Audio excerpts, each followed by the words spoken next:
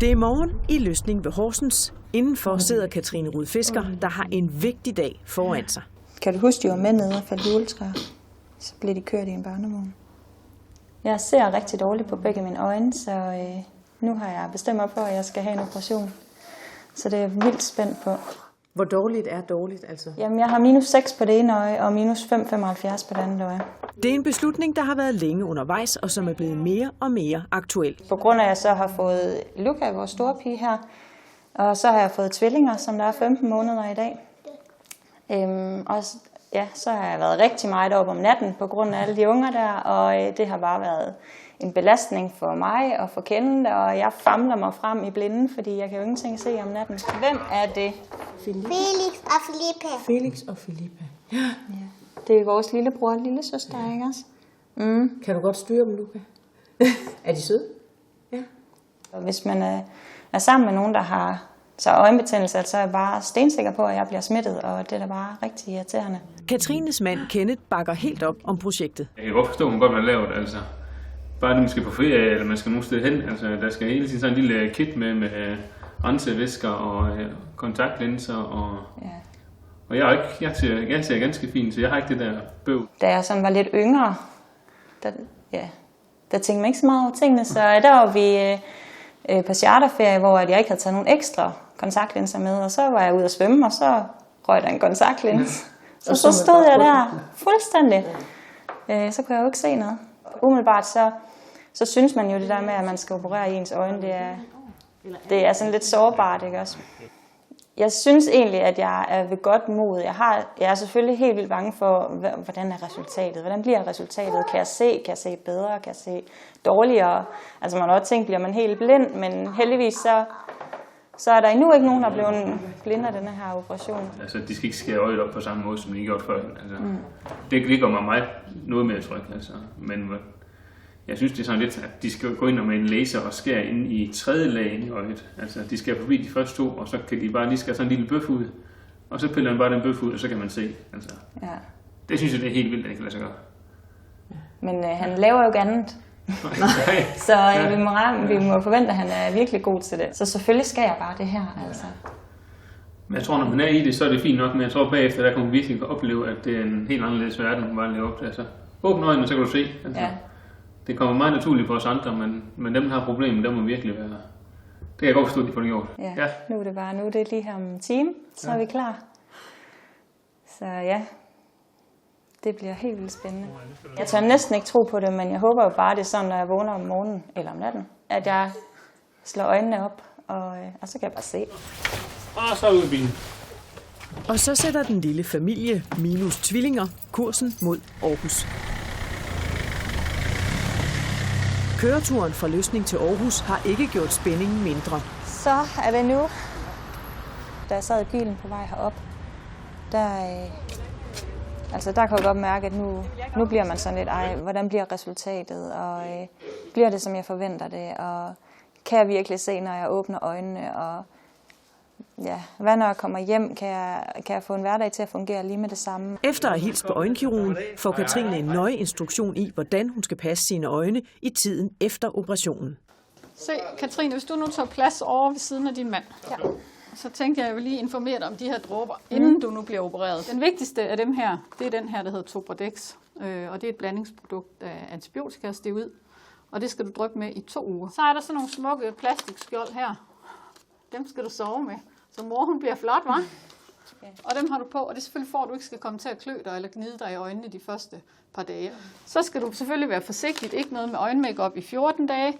Ikke noget med at gnide dig hårdt i øjnene i 1 måned. Ikke noget med svømmehal og spabad eller klorvand, også i 1 måned. Og så især med børnene, vær lidt forsigtig med, at du ikke får deres fingre ind i øjnene. Ikke også? Okay. Så nu er det bare at huske at trække vejret derinde, ikke også? Ja. Og sige til Svend, hvis der er et eller andet. Han skal nok forklare undervejs, hvad det er, han laver. Han er god til at få folk til at slappe af. Fantastisk. Og reelt må din mand jo godt være gået med ind og kigge, men nu har han jo datteren herude, så er det nok bedst, at I bliver herude. Ja, det tror jeg også. Så fint. Ja, men jeg fik det hele med, men det var mange informationer, men så håber jeg måske også lige, at Kenneth han fangede lidt af det. Jeg tror, jeg skal nok huske det.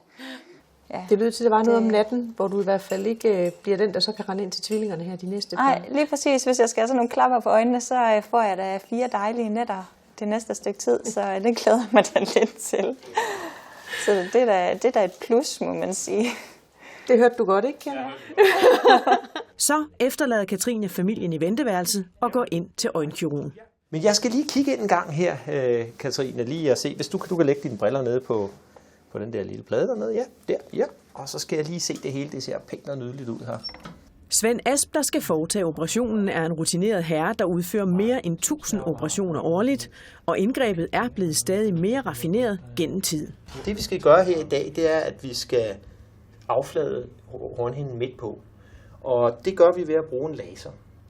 I den her hornhinde, der er 0,5 mm tyk, der kan den skære tredimensionelt midt inde i det levende hornhindevæv med en 1000 millimeters nøjagtighed. Og det er så det, vi skal fjerne igennem det her lille snit, der ligger øverst på hornhinden. Men må jeg allerede se fjernsyn fra i aften? Det må du. Altså, når du er færdig her, så 10 minutter efter, så begynder der at klø, ligesom du har en kontaktlins, der sidder lidt galt i øjet. Så det bedste, du kan gøre på vej hjem i bilen, det er simpelthen at lukke øjnene. Så vent med at læse meget til i morgen, men du må sådan set gerne sidde og se tv, hvis du kan det. Jeg forventer sådan set, at det kan du lidt i aften. Yes. Fantastisk. Alle, der kommer her, Katrine, de er nervøse. Eller i hvert fald spændte. Ja. Det er der ikke noget at sige til, det er ens øje. Det her, det er vigtigt, og det er noget ukendt. Jeg vil have det på præcis samme måde, hvis jeg sad der, hvor du sidder nu. Det jeg bare kan sige til dig, det er at stort set alle, når vi er færdige, siger de, jamen det var jo ingenting. Og sådan forventer jeg sådan set også, det bliver med dig. Med de beroligende ord fra øjenkirurgen forlader vi klinikken for en stund. Når vi vender tilbage, skal vi se, hvordan det går med operationen, og hvor meget Katrine egentlig kan se, lige når hun er færdig.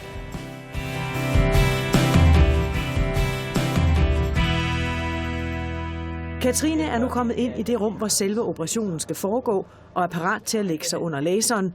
Eller i hvert fald så nogenlunde. Alle, der kommer her, de er nervøse, eller i hvert fald spændte. Nu bliver jeg i hvert fald lidt nervøs, kan jeg godt mærke. Det foregår på den måde, at du kommer op og ligger på ryggen her med nakken her, og så har du den der pølse nede under dine knæ, og så giver der nogle flere dråber i hvert øje, og det svider og brænder lidt, når jeg gør det.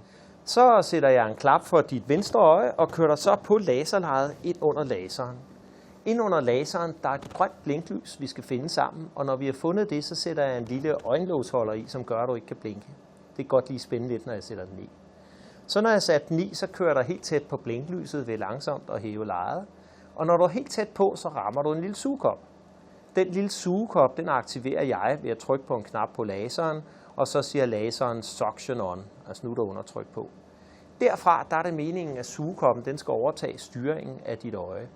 Men den holder ikke mere fast, end at hvis du bevæger øjet meget, så slipper den. Så derfor, når den siger suction on, så er det meget vigtigt, at du ligger helt stille. Husker at trække vejret. Lad være at tale. Lad være at bevæge øjet. Faktisk skal du på det tidspunkt, hvor den siger suction on, bare ligge og kigge mod uendeligt og glemme blinklyset. Så starter laserbehandlingen. Laserbehandling er smertefri. Den varer cirka 30 sekunder, og det du vil opleve, det er, at først der ser du det grønne blinklys, så bliver det gråt, og så til sidst bliver det hvidt eller sort. Så når laserbehandlingen er færdig, så kan du ikke se noget med dit øje. Det skal du ikke blive nervøs over, det skal nok blive klart igen. Så kører der lidt tilbage, og så sidder jeg og skubber til dit øje et par minutter. Det jeg gør der, det er, at jeg fjerner det, som laseren har skåret. Det smerter ikke, men du vil føle, at jeg trykker på dit øje. Du vil føle det underligt, at jeg bevæger dit øje, uden du sådan rigtig selv kan styre det. Så skyller jeg med lidt vand, giver nogle dråber, trykker en gang mere på øjet. Så er vi færdige på den side, og så gør vi præcis det samme på den anden side. Godt. Kunne jeg få dig til at tage skoene af der, Katrine? Ja. Kan du, hvis du nu tager dine briller af, min ven, og så kigger, som det er, og så du kigger op på uret deroppe. Kan du se noget deroppe? Nu når du siger, der er et ur, så kan jeg godt se, der er sådan en rund skive. Ja, men du kan ikke se detaljerne. Overhovedet ikke. Ude i venteværelset sidder Katrines mand Kenneth og venter spændt. Nå, Kenneth, nu ligger Katrine derinde og er ved at være klar til operationen. Hvordan er det Ej, at sidde herude? Det er da lidt nervepirrende sådan, og der er lidt nervøs, vil jeg sige. Hvor meget har det her fyldt for Katrine? Ja, det har da fyldt en del. Det har det især lige op til, at man nu kommer vi til at sætte på, og det er nok måske med mig, der lige har været lidt her til sidst, men det har jeg ikke sagt til. Det er jo ikke grund til. Men jeg håber på, at det kommer til at gå godt. Det håber jeg. Hvad har du sådan været nervøs for? Bekymret for? Jamen, sådan, altså, de skulle ind og pille med øjet. Altså, det er sådan lidt det der mest sådan, at nu bare være en arm, eller brækket eller andet. Altså, det er jo hendes øjne, man lige sådan. Det er jo ikke bare sådan en normal operation, tænker man. Så det er nok det der er sådan mest. Ja, så nu skal tiden bare gå. Ja, og overstås. Jamen, vi ses om lidt jo. Ja, godt. Ja. Jeg glæder mig. Vi går ind og følger Ja, gør det. slaget i gang. Ja. Inde ved siden af er Katrine blevet kørt ind under laseren, og operationen kan begynde. Vil du have en hånd og holde lige undervejs her, eller går det fint uden? Jeg tror, det går. Ja, fint. Du må gerne løfte hanen lidt mere med mænd. Sådan. Jeg sætter den her lille øjenlåsholder i. Den kan godt lige spænde lidt, når jeg sætter den i. Du kigger nedad, tak. Kigger lige op. Sådan, det er fint. Og så kigger du direkte mod det grønne lys, min ven. Så kommer det her lille tryk mod øjet. Det er flot, det du gør der. Du holder øjet lige så fint stille. Det er fint. Super godt. Suction Jeg skal lige have kørt lidt tættere på her. Suction on. Så skal du ligge helt stille. Husk at trække vejret. Lad være at tale. Ready. Og lad være at bevæge øjet. Nu begynder laseren at arbejde. Det hele bliver først gråt. Derefter bliver det hele hvidt eller sort. Du ligger helt stille. Husk at trække vejret. Lad være at tale. Og lad være at bevæge øjet. Nu bliver det hele hvidt eller sort for dig. Det er helt normalt. Det er meget flot, det du gør. Super fint. Suction off. Skal du se, nu har laseren jo skåret, ikke? Og så skal jeg have dig til at kigge nedad. Nu skal jeg vise, hvor jeg gerne vil have dig til at kigge hen. Kan du se mine fingre der? Ja. Og du skal kun ligge stille med hovedet nu, ikke også? Der ligger du stille, og så kigger du der hele tiden. Så går jeg i gang med at skubbe til dit øje her, ikke? Svend Asp skal fysisk trække det lille stykke, som laseren har skåret, ud af Katrines øje. Det ligger super flot, Katrine, og det er hurtigt overstået, det her. Sådan, flot. Der er nærsynligheden, den kommer ud der. Den lægger jeg lige på bordet. Det er overstået, ja. Er du okay, Katrine? Ja. Ja, det var godt. Var det slemt? Nej, det jeg kunne mærke, det var dengang, at du lige hævde det der ud, tror jeg. Ja. Det var sådan det eneste, men det gjorde ikke ondt. Nej. Sådan. Det var lettelsens suk der. Ja. Nu er vi halvvejs. Ja. Sådan er det. Så blev vi færdige på det første øje, og det gik super fint, det her, Katrine. Så. Du åbner begge øjnene alt, hvad du kan, tak. Hvad siger du til det der? Kan du leve med det der, Katrine? Ja. Det går fint. Yes. Hold øjet lige så fint stille, så kommer det her lille tryk mod dit øje her lige om lidt. Suction Ja, on. så ligger du helt stille. Husk at trække vejret. Lad være at tale. Og lad være at bevæge øjet, så begynder laseren at arbejde. Det hele bliver først gråt. Derefter bliver det hele hvidt eller sort. Og du ligger helt stille. Husk at trække vejret. Lad være at tale. Og lad være at bevæge øjet. Meget flot, sådan som du ligger der, Katrine. Flot. Super fint. Så må du gerne tale igen, hvis du har behov for det.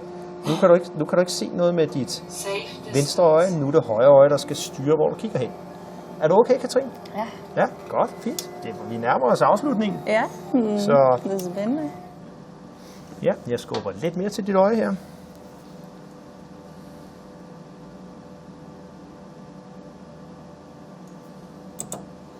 Du har øjet lige så fint stille. Det er flot, det du gør der. Det er ikke værre end det her, det er hurtigt overstået. Du ligger meget fint her, Katrine, det må man sige. Du er super god til det her.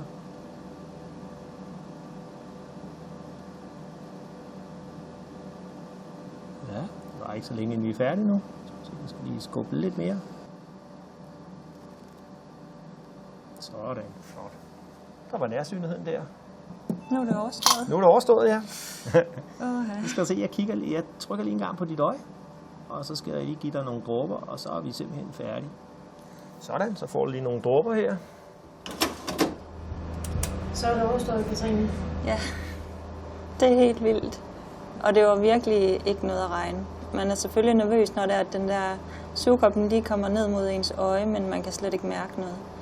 Det eneste, det er, når han lige hiver det der ud af øjet. Jeg tror, det er der, hvor jeg mærker sådan et lille kras eller et eller andet. Men ellers så har jeg ikke mærket noget overhovedet. Så nu er jeg bare lettet over det overstået. Og nu er jeg spændt på, hvor meget jeg kommer til at komme, hvordan man kan komme til at se. Altså jeg er lidt sløret på det ene øje. Dengang at jeg var færdig, så var det sløret på øjet, men jeg kunne godt se det. Ligesom om, at dengang at han hævde det der ud af øjet, så var det ligesom om synet det kom med. kan det godt passe, at synet det er sådan ligesom... Det er sådan, det er. Det kommer lige så stille med, at han hiver det der ud. Ligesom om synet det er om bagved den der lille linse, han hiver ud. Efter operationen begynder Katrines krop at ryste. Man kan sige, det er jo en ting, du har rendt rundt med hele livet, og du har sikkert gået og overvejet det i flere år. Når det så endelig er, så kommer der altså ikke helt sjældent også en følelsesladet reaktion. Så det er måske lidt, der kommer udtryk for dig, at du ryster lidt. Det er der i hvert fald nogen, der oplever det på den måde. Ikke? Og så har man hele tiden den der, pas nu på, det er mine øjne, du piller ved. Ja, det kan jeg godt forstå. Det er ligesom hvis man flyver ned sydpå, så vil man også helst have kaptajnen Kassit Kram, og det er også det samme her. Nok i måske en lidt mere ekstrem udgave, det her. Ja. Men jeg er meget spændt på, når jeg åbner mine øjne, om jeg så bare kan se op på det ur der. Det var faktisk lidt sjovt. Altså, det vil være tåget, men formentlig vil du kunne fornemme, hvad tiden er og sådan nogle ting. Om det er det samme, altså om jeg bare kan se en kant rundt om uret. Eller det får vi at se. Ja. Hvis man ikke ved det, hvis man sender Katrin til en øjenlæge her om 14 dage, og hun ikke har sagt noget, kig nedad, så vil vedkommende ikke spontant sige, hør, du er blevet opereret. Det er simpelthen væk. Så det er altså ret vildt. Og så er sandhedens time kommet. Nu skal vi lige se. Katrine, prøv at du stille og roligt. Sæt dig op. Stille og roligt, og så bare lige kigge lidt rundt. Sådan. Altså, jeg tror, jeg kan se bedre nu, end jeg gjorde før. Ja. Du kan jo prøve at kigge herop på... Det kan jeg. Jeg kan se viserne. Kan du se, hvad klokken er? Den er 5 minutter over 4. Ja. Det er flot. Så, og det er jo lige efter. Altså nu det er jo først i morgen tidlig, at den store effekt kommer, ikke? Når hun lige har været hjemme. Jeg har jo været inde og rodet med i dit øje lige her for 10 Jamen, minutter det her, siden. Det er helt vildt. Jeg kan se revnerne i patienterne og sådan noget. Ja. Det er fuldstændig vildt. Du kan også se den her. Prøv at se her. Den her, det er jo det er den her lille, vi har pillet ud. Den er jo svær at se, også for os, der ikke er lige blevet behandlet. Men kan du se, den er ligesom sådan en lille indtøjet kontaktlinse. Det var ikke meget. Den havde en diameter på 6,5 mm midt inde i din hornhinde, og så en tykkelse på ca. 100 mikrometer. Og den anden her, jeg tog ud først, det var den for højre øje. Den har været ude lidt længere. Den er krøbet mere ind, og den sidder faktisk fast i glædet nu. Okay. Så det er jo ligesom, hvis man har kontaktlinser ude, de her bare meget, meget mindre end kontaktlinser. Det er ret vildt, at det er din nærsynlighed, der ligger der, ikke? Så, ja.